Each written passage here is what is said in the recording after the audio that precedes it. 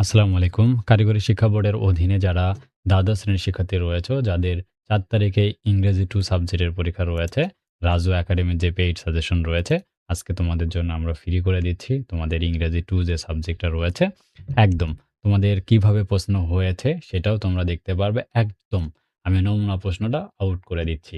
মানে প্রশ্ন ফাঁস করে দিচ্ছি, নমুনা প্রশ্ন। ঠিক আছে?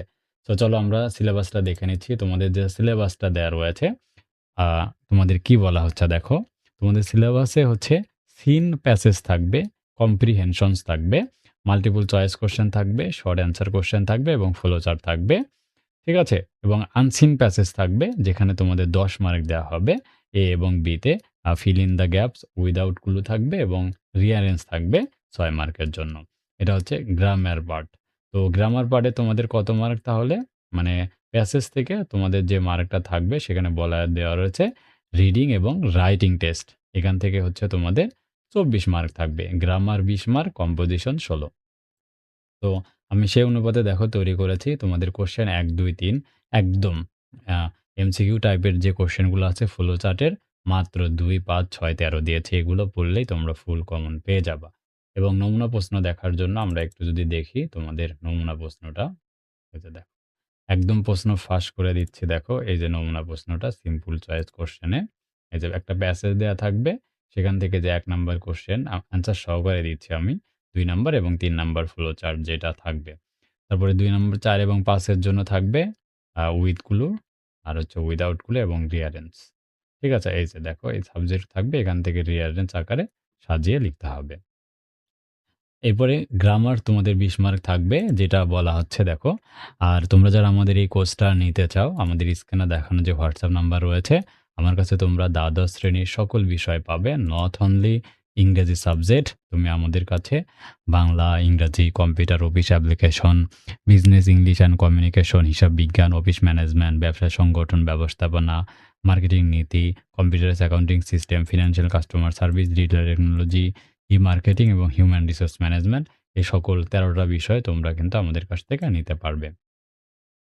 তো গ্রামারে ২০ মার্ক থাকবে। গ্রামারে কি, কি থাকবে দেখো ৬, ৭, ৮, ৯, ১০।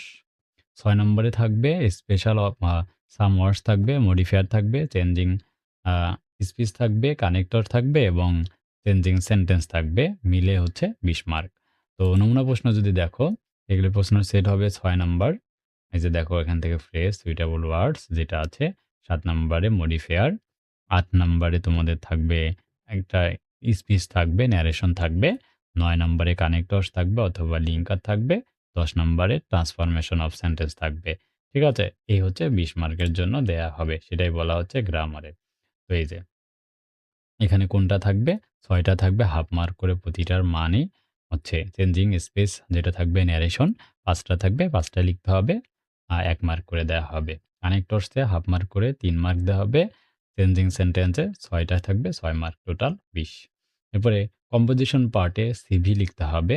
জব অ্যাপ্লিকেশন উইথ সিভি তার জন্য ৮ মার্ক এবং গ্রাফস অ্যান্ড চার্ট লিখতে হবে সেটার জন্য ৮ মার্ক। এই হচ্ছে মার্ক হচ্ছে ১৬। আমরা যদি একটু নমুনা প্রশ্নটা দেখানোর চেষ্টা করি। নমুনা প্রশ্ন এই যে ১৬ মার্কের জন্য এই যে ১১ এবং ১২ এরকম টাইপের কোয়েশ্চেন তোমাদের কিন্তু এড করা হবে।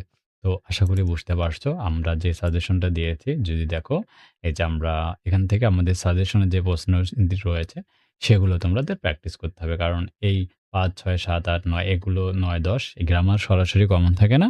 তবে আমরা যে দিয়েছি ১০, ১২ টা করে কোয়েশ্চেন এগুলো তোমরা যদি একটু সলভ করো ইনশাল্লাহ ইজিলি সলভ করতে পারবে। এরপরে আমরা দেখো সিভি দিয়েছি ১২ টা, ১৩ টা সিভি আছে।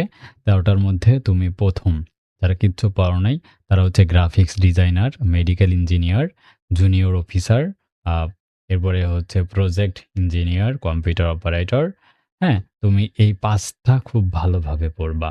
তাহলে এই সিভি কিন্তু অনায়াসে উত্তর করতে পারবে। তো এরপরে আ ডিসক্রাইবিং গ্রাফস অ্যান্ড চার্টস।